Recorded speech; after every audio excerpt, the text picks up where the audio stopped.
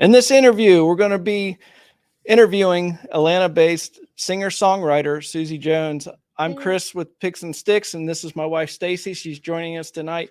If you're new to this channel, we're an all things music channel. We like to support our local artists and bands. This is episode number 37. If you want to see more videos like this and interviews, hit the bell. Subscribe and hit the bell for notifications. And if you enjoy this video, hit the like button. Not only does this help the channel, but it also helps the local artists and bands that we interview. So I'm very excited to welcome to the channel Suzy Jones. I'm going to unmute her and bring her in. Hey, hello. How's it going? Good. Hi. Hi. So it looks like we have Scott Reeves in here. He's our moderator. And if you're in here and you want to ask some questions, ask those questions to Suzy and we'll get those answered. All right. This will be time stamped. So if you're watching this in a couple days after, it'll be time stamped. Takes me a couple days sometimes, but it should be. You want to say anything about why you're here tonight? Why am I here? Chris knows me so well, and when he started listening to your music, he was like, I really think you're gonna like Suzy Jones. And so I watched a few of your videos, and not only was I like, oh my gosh, I love her voice, your vibe, your personality, your energy, your positivity. I just loved all of it. And so please do this interview with you. Yay! So here I am. Thank you so much for supporting me, Stacy. That means the world to me, and I'm so glad to meet you. So why don't we start by you doing a quick introduction of yourself? Sure, absolutely. My name is Suzy Jones. I'm from Atlanta, Georgia. I'm a singer-songwriter, self-proclaimed funny person. That's it. That's all I got for you. All right, so we have some icebreaker questions. And great, love it. Yeah, of course, since they're fun, I was like, I'll take these. Yay. Okay, so curious, on an average day, how many times do you find yourself breaking into song? Oh, is it like a phrase you hear, words you hear, you just like constantly sing it? It's sporadic, but it's definitely often. And sometimes it's like serious singing, and sometimes I'll break out in like the silliest voices ever, for no reason at all. And sometimes things will come out of my mouth before my brain realizes it, whether or not I'm in public. So that can get kind of embarrassing because I'll start singing something super weird. I'll be like, oh, that wasn't in my brain. That happened out loud. Kind of all the time. I bet a lot of singers can relate to that. Yeah. Do you have like impersonations or anything that you like find yourself doing? I'm just curious. Yes, one time, I don't know if you guys are familiar with Vine. It was like a Twitter derived video app, 6 seconds. Yes. I went viral on Vine for doing a Shakira impression, and it's so embarrassing because it was like 100% me making fun of Shakira, and I kind of feel bad for it. So there's that. I do, apparently the internet thinks I do a good Shakira impression. I like it. We have 7-Eleven in here saying, I love that convenience store. Great Slurpees. Yeah, we were both from Florida. Yeah. We grew up with 7-Eleven. So. Oh, right on. Well, like I said, if anybody has questions, you can ask them in here. Why don't we do the second icebreaker? Okay. What's something that fans don't know about Suzy Jones? Oh, wow. That's a great question, because I feel like a lot of what I do online when I'm not doing music stuff is oversharing. So I feel like it's kind of hard to find out what people don't know about me. I drink a lot of water. I like to stay hydrated. And I feel like maybe people wouldn't know that about me, that it's a priority that I stay hydrated. I also take all my vitamins that are recommended to me by my doctor. I feel like that's something people don't know about me, specifically fish oil for my brain and for my heart. That's a good one. I had to dig deep to find that one because I overshare too much online. All right, going back to the question we asked about being sporadic, talking out loud and stuff. How are you with movie quotes? Do you do like that's our thing? We do movie quotes. Movie quotes? Yeah. I probably do a lot of television quotes and movie quotes. With my boyfriend who I live with, I'll do a lot of impressions. We'll both do it back and forth. We recently watched The Sopranos, so we'll do back and forth like Carmela and Tony. I'm not sure if you're familiar with the show, but that's kind of our little silly thing that we do. Yeah, when we get mad at each other, we're always like, I don't know, Margot. I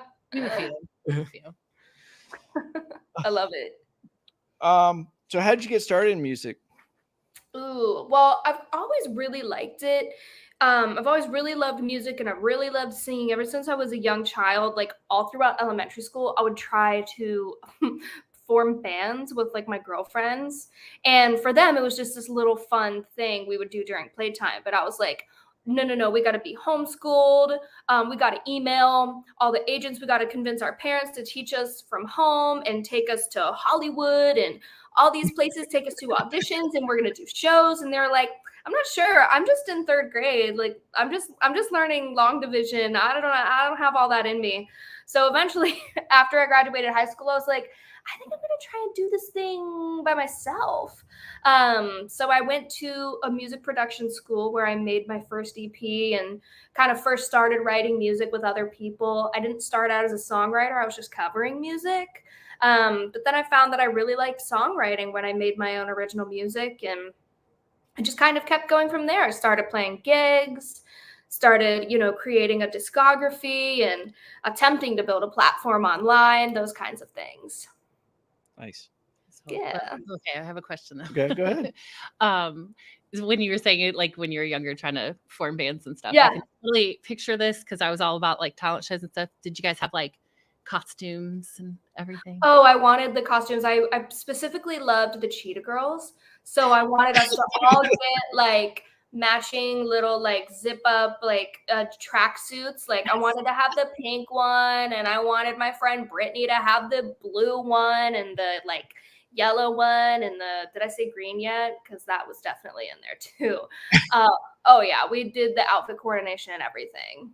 I totally forgot about the Cheetah Girls. Yeah. How could you? Our historic monument. Scott, let me know how our volume's doing, because obviously we're sharing one mic, and this mic is a quiet mic. I tried to go to a louder mic, and then it was like picking up everything. I was like, nope, that's not going to work. What do you enjoy more, writing music or performing? Well, they each are different experiences. Like writing, I feel like brings a lot of clarity and creative enrichment, and it is a more like controlled, like zen environment that can also be really exciting because you're creating something new that you're really loving. While performing, there's so much energy in the room. You are delivering this baby of music that you gave birth to this audience, and if they're really liking it, if it's going well, that is something that's just an out of this world feeling. But I don't know if I could compare the two, because I feel like they're both epic in their own ways. Nice. What is your like when you're writing, what do you have to have around you or not have around you? What is your atmosphere? Great question. I guess it depends. I mean, with my writing process, my ideas come sporadically. And when I'm like actively working on the idea, I'll have like Post-its all over the wall and stuff. I try not to have distractions around me. So anything that can give me like a notification, I'll get really like overstimulated. If my phone vibrates, I'm like, shut up, I'm trying to create. So like in my little laboratory. So I guess I want it to be like a distraction-free environment so I can really get in the zone. Nice. Do you play any instruments other than your voice? Oh, I've been trying to learn how to play ukulele and play the piano, but I feel like I'm very much a beginner at those. I like the ukulele. I want to hear that someday. Yeah, you could probably be awesome. You could probably find something like on Instagram, like from way back in the day. Yeah. All right. If you could perform a duet with anybody, who would it be?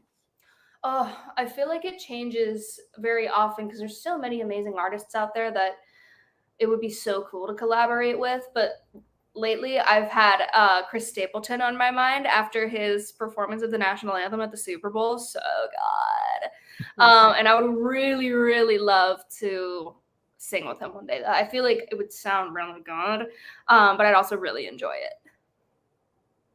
Nice. Who are some of your biggest influences? Ooh, I have a lot of influences. I think starting out in my childhood, it was like Carole King and Aretha Franklin, Janis Joplin. I listened to a lot of Eva Cassidy growing up. And then as I like evolve as an artist today, and as I have in the past like 7 to 10 years, it kind of changes like each creative cycle. Like if I'm writing a specific album, like I remember in 2015 when I first got started, I was huge on like Alan Stone and Lake Street Dive and Leanne La Havas. And then my second record, I was listening to a lot of like Earth, Wind, and Fire. I was listening to all kinds of artists during that time, but I was also like obsessively listening to my own music, making sure it was perfect. So there's that too. So, who can you like impersonate the best out of all your influences? Oh, geez. Out of the influences, none of them. Because they're all so good. I don't think I couldn't step up to any of those artists. Did you think it's more of like someone you can kind of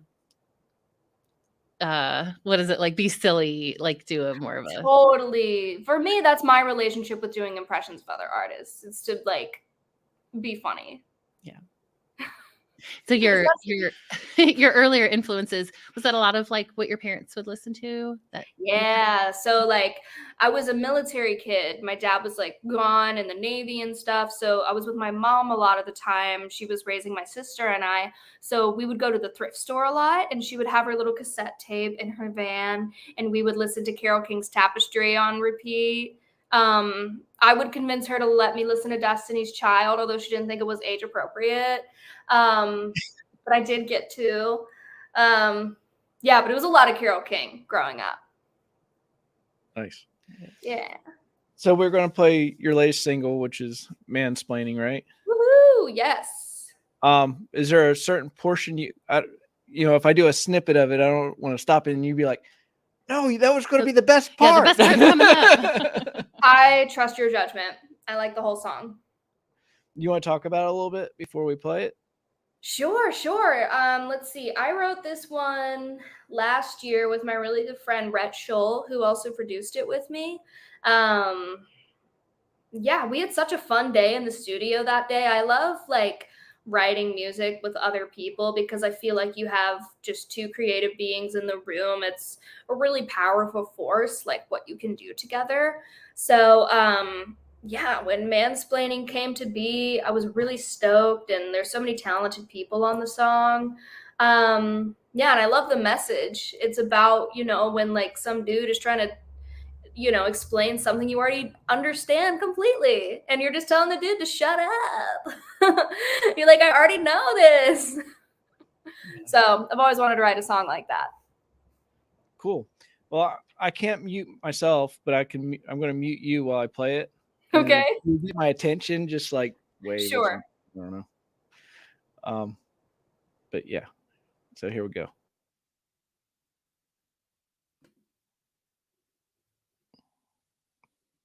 And the first click never works.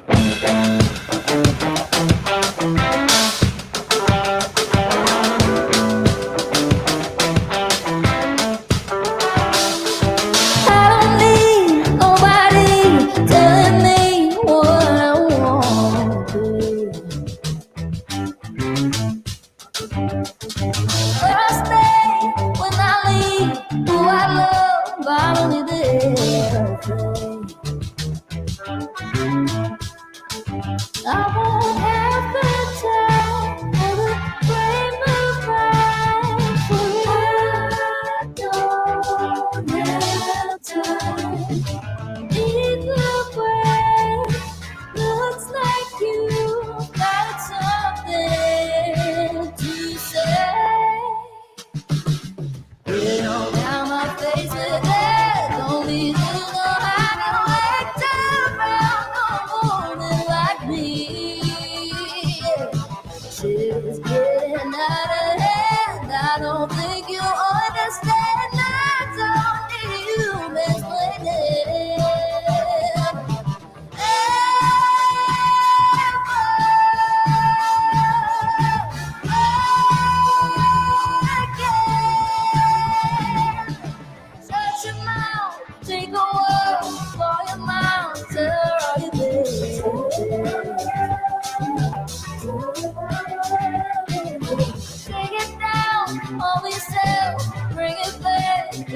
gotta ride it down.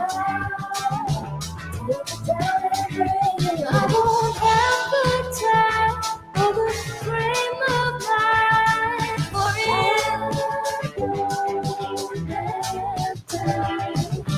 Keep away.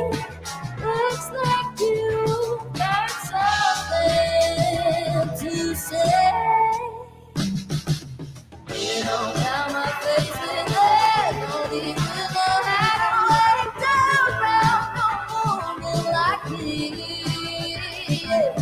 She's getting out of hand. I don't think you understand. I don't need you explaining.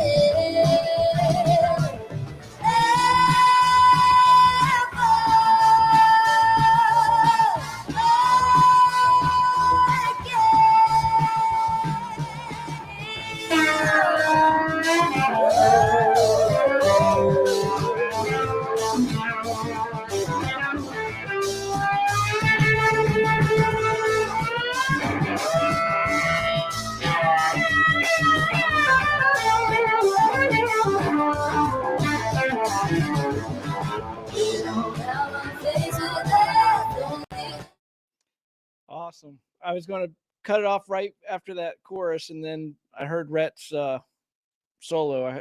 You had to stay with that. Oh, I gotta unmute you.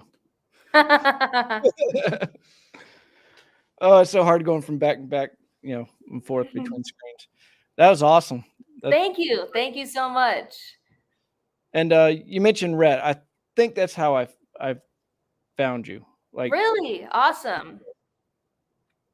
I really thought it was before that though, because I thought I knew about you for a couple of years, but maybe it was both. Maybe because you did like a Christmas song with him, right? And it was on his channel, I think. Yes, I did. I did Silver Bells with him. I did Silver Bells a couple of years ago, and then I did Blue Christmas this past year. Okay, so maybe it was him, and it was a couple of years ago on Silver Bells. I don't know. Aha! I found you. That's all that matters, right? You found me, and that's all that matters. You're right. I know she asked a question about the writing process, but we can get a little bit more into that. So, not playing really any instruments. So I guess you mainly use your voice, right? You come up with I'll usually, so I create a top line, just kind of singing little ditties that'll kind of be like what comes to mind. So for instance, with Mansplaining, it's like, I don't need nobody telling me, just like something like that. And then you kind of build off that. In other instances though, if I am doing a co-write with someone who's an instrumentalist, we could kind of jam out for a while until we hear something where we're like, ooh, that's cool. Let's hit record and just start recording. You record for 10 minutes while you're, we call it cooking. And then you come up with something that you like, and you kind of build off that. And that keeps going till you have a song.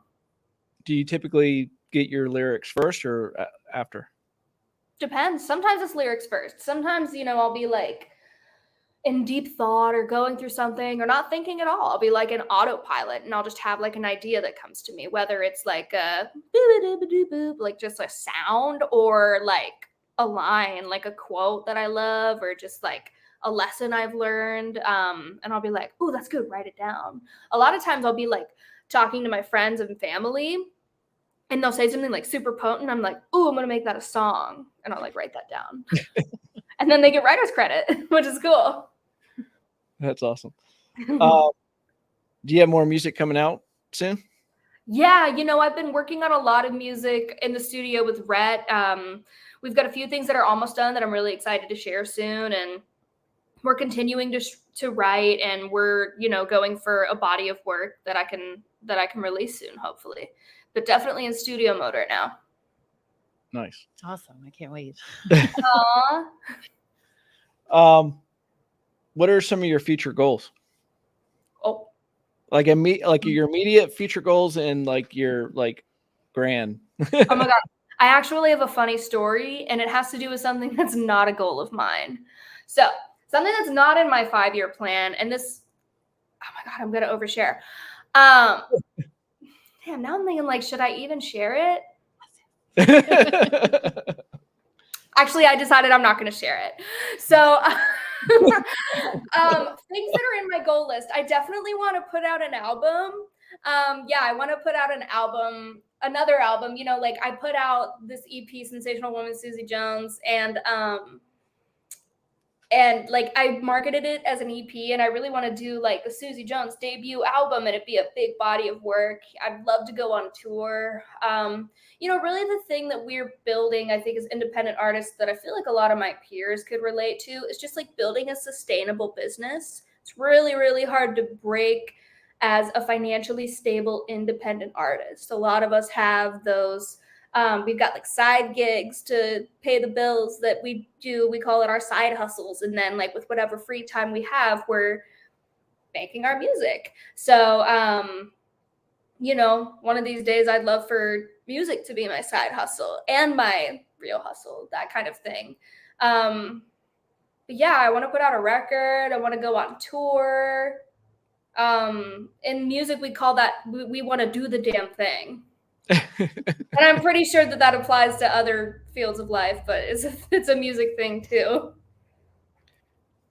If you could perform anywhere, where I can't talk today. Where would it be? Because I'm staring at you. Oh, Staring at you. anywhere at all? I mean, everywhere. I feel like if I could like be like, yeah, I went on a world tour or something like that, that'd be super dope. I always love playing like in towns where my family lives. Like one time I did a gig here in Atlanta. My mom came, my grandpa came, my aunt came, and it was like this super heartwarming full circle moment. I do love that. So like anytime I get a chance to play where like a family member can come see me, it's a beautiful, beautiful experience. Would love to play overseas, you know, like I'm going to visit my sister in Germany, and I think it's next month. And I'm like trying to see if they'll book me gigs, but I don't know how it works over there. So I'm literally just emailing them using Google Translate. And I'm like, hello, will you book me? I have no idea what it's translating to. That's So amazing. hopefully we'll see if I get a gig over there. Do you have anything coming up that is local or that's in Georgia? I think I do have a couple things booked that I'm announcing soon. Okay. Yeah. And if Atlanta's one of them, y'all better be there. Oh, for sure. But yeah, Yay. definitely. Awesome. Yeah, you definitely. I think you might have some connections overseas with some people. You think? Yeah, I guess you know, I never thought about that with people I know overseas. Like, I should ask them how I get booked because I'm just looking up these bars and emailing them when I should ask my friends over there, like, how do I get a gig here? So Nice.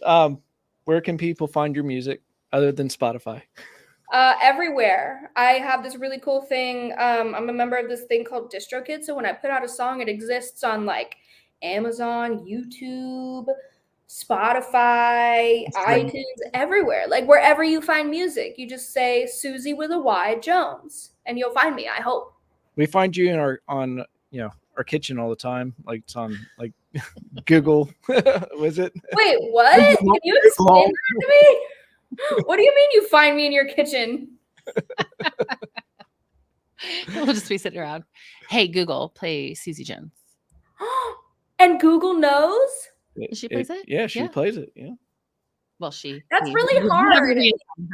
Him. That's awesome. Because sometimes I'll ask if I'm visiting my dad has an Amazon Alexa, and I'll be like, Alexa, play Suzy Jones. And Alexa will be like, I don't know that. And I'll be like, so rude. Yeah. So I need to call like their programmers and be like, y'all need to catch up. So I think Google, they like kind of at least is connected to my Spotify. So like anybody I say, it pretty much finds them. Well, I am choosing to believe that Google knows me and is finding me mechanically. That's my truth and my narrative. All right. We just talked about where can people see you play. You're going to announce some dates and stuff. And when you get those, I'll put them down in the description. So, or put them on your website. I already have your website in the description. You want to talk about your website or anything like that, or social media? www.suzyjonesmusic.com. and at Suzy Jones Music on all other platforms. And we have a lot of fun on social media. It's a lot of foolishness over there. So if you're into foolishness and some music, then follow me and let's party. Do you do It'll be a TikTok? good time. Do you do? Oh my God, yes, I do TikToks. I'm a fool on TikTok. It's so funny. I've actually been such a fool on TikTok that I've gotten viral multiple times for being a fool. And my manager is always like, you need to like start singing on TikTok so people don't think you're like a comedian. So, but I tell him, I'm like, Jay, I'm living my truth. And that's that. Now, would that be so bad if you became a comedian, not a singer? Well, you know, Voice is too This is good. true. This is true. I'm reading a book that's called The Art of Letting Go and like the Art of Surrender. So whatever life has in store for me, whether I'm a comedian or a musician or a plumber, I'm just going to follow my truth and do the things I love. And, you know, wherever I land is cool with me. That's probably why I like you so much. So when I was younger, I always told myself, I'm going to be a comedian. I'm not as funny. I think you're pretty funny. And you have a great sense of humor. Well, it's probably why I'm just drawn to your vibe and everything. But yeah, someone told me once that I wasn't so funny. Yeah, she gets mad at me when like I'm like stressed out about something. She'll like say something funny. She's like, "Really? Nothing?" I know, same. Sometimes my boyfriend Hunter won't laugh at my jokes, and I'll be like, "Excuse me, that was so funny," and I'm like, "Please laugh," and he'll go, "Ho ho ho." I'm like, I'm laughing on the inside. It really, I really am. I'm just not showing it right now. Chris, you have to laugh on the outside. I'm a stick in the mud. Gotta laugh on the outside. Well, that's why I married her. So, Aw, love it. Balance each other out. or else I'd be really stressed. Anything else you want to plug or anything before we get off? Oh man, anything else I want to plug? You know, I'm gonna. This is gonna live on YouTube, right? Yep. So when people watch this, I want to remind myself to clean my retainer. So like, I'm just gonna plug this in so it exists, and so it exists for everyone else. Clean your retainer, and don't clean it with vinegar. If you clean it with apple cider vinegar, your retainer will turn brown, and you don't want that because it looks gross, even though it's clean. So that's my reminder to myself to clean my retainer. And I'm definitely going to remember because I just said it in public. Yeah, so what do you clean it with? Well, I've been cleaning it with apple cider vinegar and it's brown. And it's not good. I mean that like your toothbrush. I meant to like, Oh my God. I did not mean it like that. I just meant like, That's so funny. Well, that's what people would say. Like my sister, I'll be FaceTiming her. She'll be like, ew, what's wrong with your teeth? And I'm like, it's my retainer. It's clean. I just cleaned it. She's like, what did you clean it in? Poop. So I got to clean it with hydrogen peroxide or purple Listerine. Interesting. Oh, and then the last plug, follow me at Suzy Jones Music. That's right. That's important. And we have some, I can't remember if I did your website or if I did your, do you have a link tree? Maybe I did that. I do have a link tree. I think it's on my Instagram. So I think that's what I did. I think I put the link tree down in the description. So go down there, go to, you have a YouTube channel, go to our YouTube channel, subscribe here, hit the like button, go to all her videos and hit a like button on every single one of her videos. Smash that like button. That's what I did. Say, I'm right? about to do it. You're gonna be like, Stacy's blowing up my. Oh, we probably watch like 20 videos. So I do my nice. homework. Well, anytime I do an interview with somebody, I do my homework. So, but you were the funnest. Oh, really? Because she enjoyed it too. It wasn't Oh, that's so cute. Aw, I liked it because my wife liked it. That's really sweet. So anyway, well, everybody, I appreciate you watching, and everybody go straight home. Get home safe.